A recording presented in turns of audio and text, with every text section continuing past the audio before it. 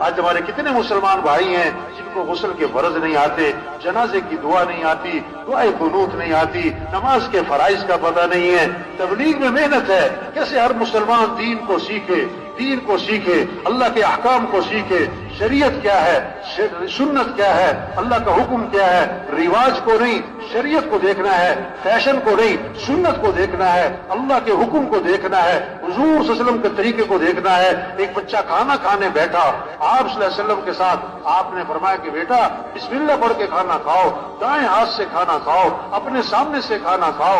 اس کو کیا سکھایا ہے؟ دین سیکھنے سے آتا ہے، دین پوری زندگی ہے۔ ایک بچہ اپنے والد کے ساتھ جا رہا ہے، آپ صلی اللہ علیہ وسلم نے فرمایا کہ تمہارے ساتھ کون ہیں؟ کہ حضور میرے والد ہیں۔ فرمایا ان کے آگے آگے نہ چلنا، ان کا نام لے کے نہ پکارنا، ان سے پہلے مت بیٹھنا۔ اسلام ایک خوبصورت زندگی کا نام ہے۔ یہ محنت ہو رہی تبلیغ میں، ہر مسلمان دین کو سیکھے، اسلام کو سیکھے، اعمال کے فضائل کو سیکھیں، تاکہ اعمال کا شوق پیدا ہو، گھروں میں تعلیم ہو، مسجدوں میں تعلیم ہو، تعلیم کے حلقے ہوں، ہر مسلمان تعلیم کے حلقے میں بیٹھے، اعمال کے فضائل کو سنیں تاکہ اعمال کا شوق پیدا ہو جائے، گناہ کے نقصان کو سنیں تاکہ گناہوں سے نفرت پیدا ہو جائے۔ آج مال کا نفع جانتے ہیں، چیزوں کا نفع جانتے ہیں، اس لیے چیزوں کا شوق ہے، اعمال کا نفع نہیں جانتے، اس لیے اعمال کا شوق نہیں ہے۔